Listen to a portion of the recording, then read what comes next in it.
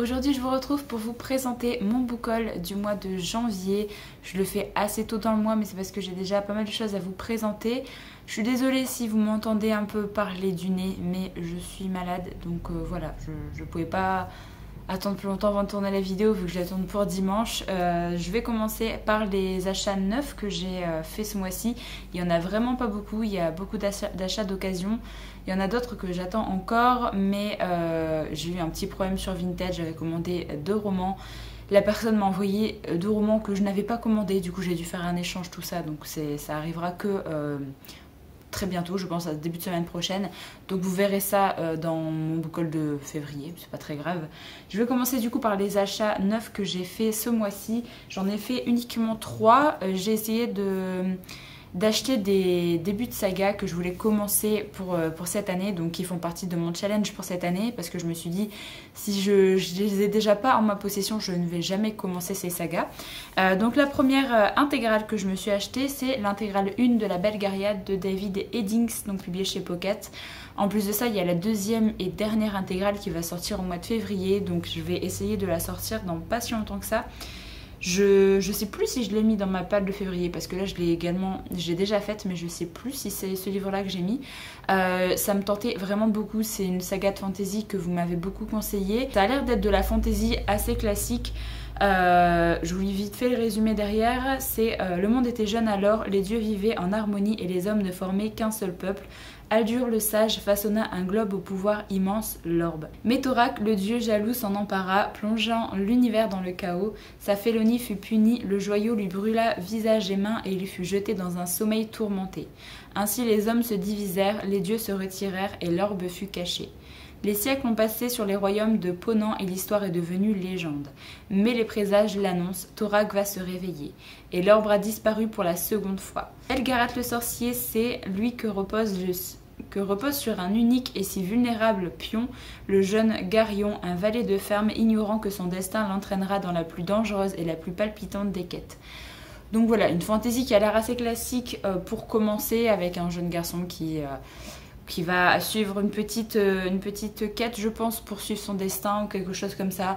J'ai entendu de très bons avis sur La Belle Gariade. Il y a également d'autres séries de l'auteur que j'aimerais bien lire, mais je crois que c'est celle-là qu'il faut lire en premier. Donc voilà, une première intégrale qui compose les 3 premiers titres de cette saga, donc le pion blanc des présages, la reine des sortilèges et le gambit du magicien. Donc c'est une belle intégrale qui fait quand même 1150 pages. Je pense que si j'aime bien, je pense que je la lirai d'un coup. Si j'ai besoin, je ferai des petites pauses entre les tomes. Mais en tout cas, ça me tente vraiment beaucoup. Un deuxième achat neuf que j'ai fait ce mois-ci, c'est la première intégrale du royaume de Tobin, ou Tobin, je ne sais pas comment on prononce, de Lynn Fleveling, donc publiée aux éditions J'ai lu.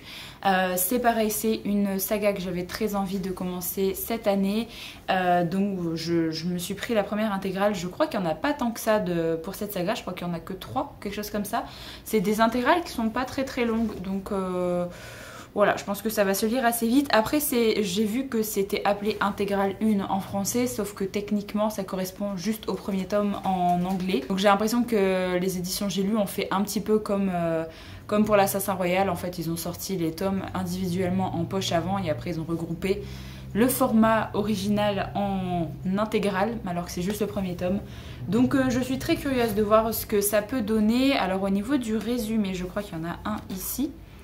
On nous dit, selon une ancienne prophétie, le royaume de Scala connaîtra la paix et la prospérité aussi longtemps qu'une reine guerrière en occupera le trône.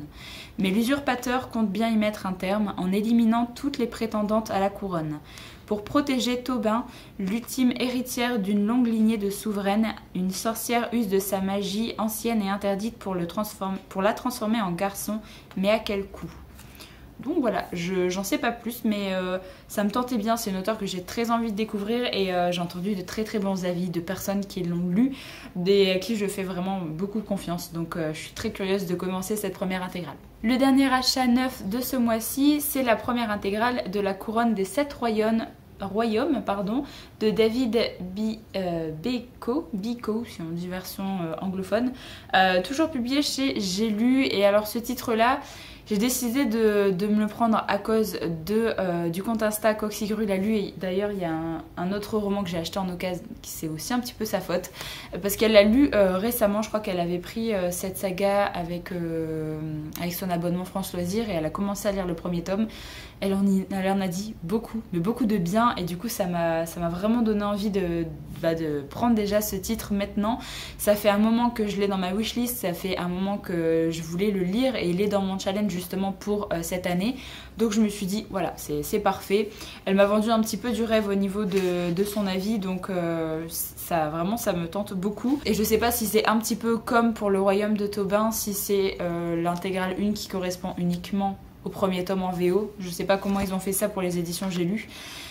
Pour ce qui est du résumé, on a toujours répété au jeune Tavis de Kurg qu'il hériterait du titre et des terres de son père. Pourtant, le divinateur Kirsi, chargé de sa révélation, lui prédit un tout autre avenir bien plus sombre, dont le premier acte baigne dans le sang d'une innocente. Commence alors pour le jeune homme une épopée tragique et merveilleuse dont l'enjeu se confond avec celui du monde sur le point de connaître ses plus terribles heures. Donc voilà, elle m'a dit que c'était avec beaucoup de complots, il y avait beaucoup de complots comme ça, donc voilà, j'ai très envie de me faire mon propre avis. Pareil, j'ai vu de très bons avis sur cette saga, donc il m'en fallait pas plus pour décider de la lire. Du coup, pour les achats neufs pour ce mois-ci, c'est terminé. Je vais vous présenter tous les achats d'occasion que j'ai fait. Du coup, le titre que la chaîne Insta, enfin le compte Insta Coxigru l'a lu, m'a donné envie de découvrir. En fait, c'est plus l'auteur parce qu'elle n'a pas lu ce titre que je vais vous présenter. Elle l'a présenté, mais je crois qu'elle l'a pas encore lu. Si je dis pas de bêtises, enfin si tu passes par là, n'hésite pas à le dire. Mais je crois que le titre que tu as lu, c'est Age of Myth, désolée pour mon anglais, de Michael Sullivan. Et du coup, j'ai décidé de me prendre, moi, le premier tome d'une trilogie qui avait été publiée en français. Donc c'est Les voleurs d'épée. Donc c'est le premier tome de la saga Les révélations de Riiria.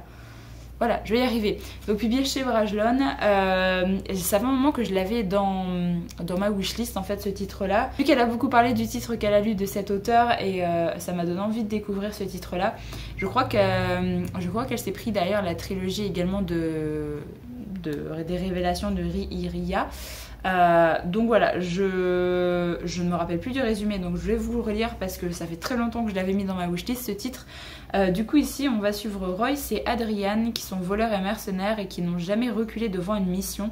Le danger c'est leur fonds de commerce.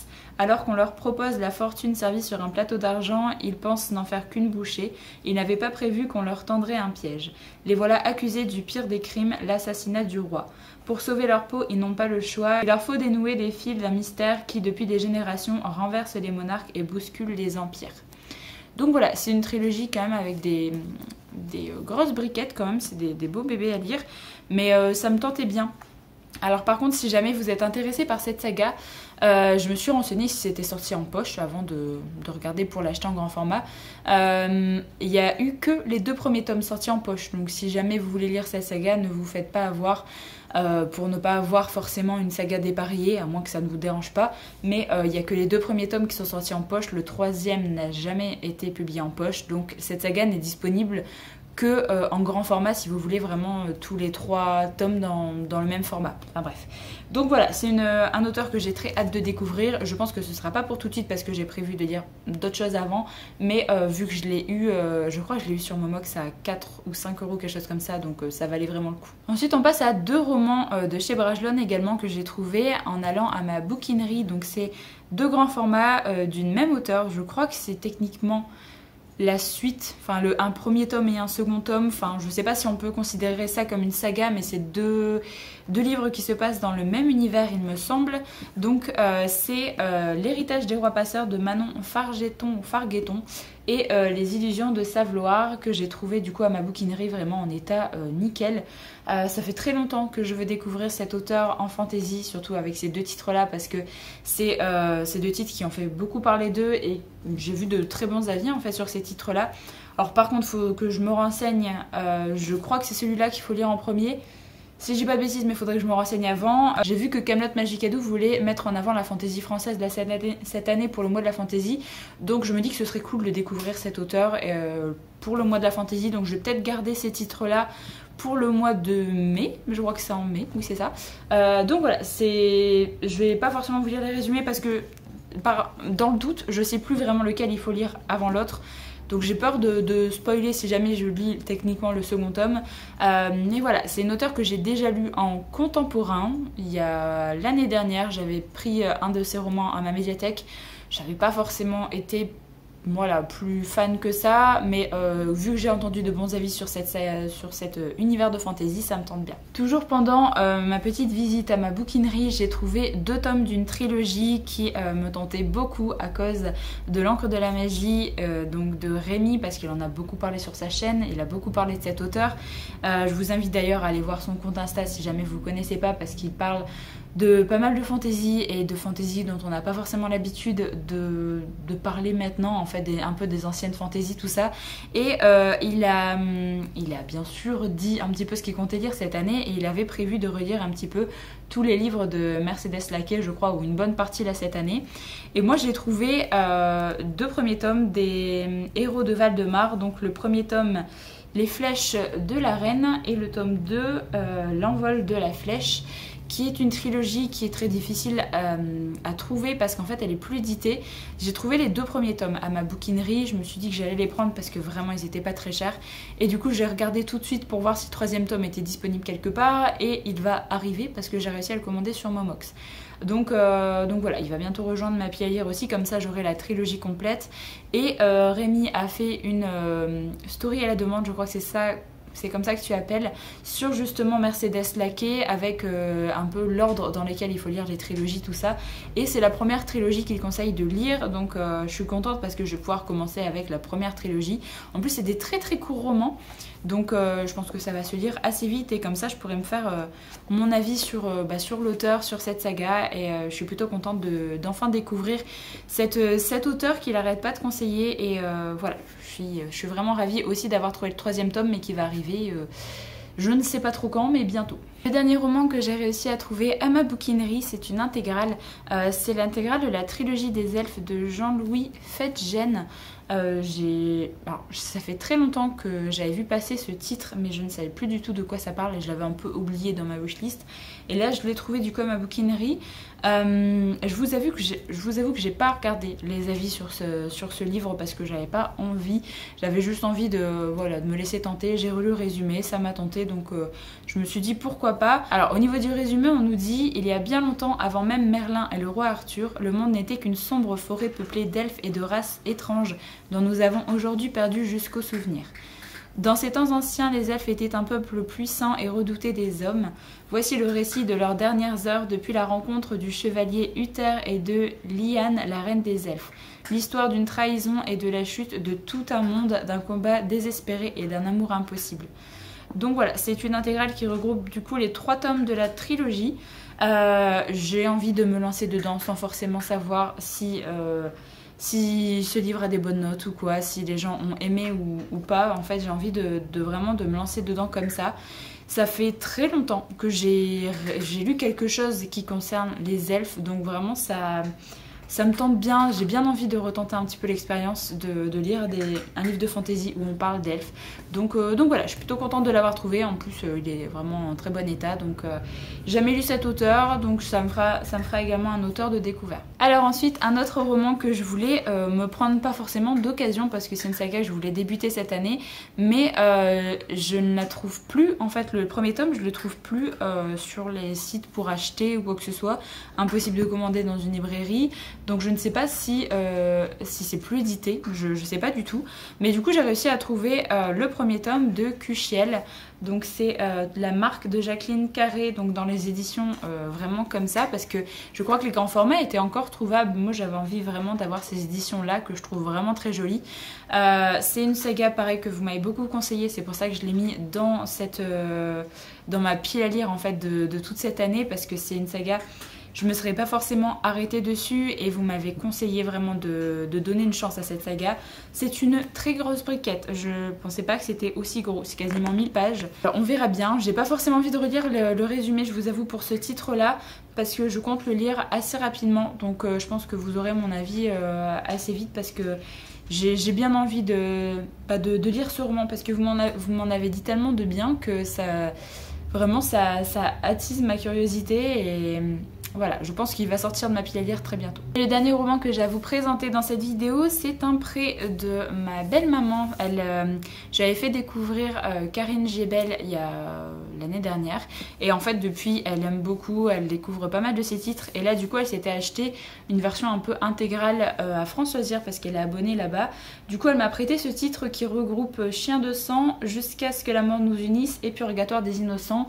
Moi, dans celui-là, j'ai déjà lu Purgatoire des innocents, mais j'ai pas lu les deux premiers, donc comme ça je vais pouvoir découvrir ce titre là avec ce format intégral qui est hyper lourd.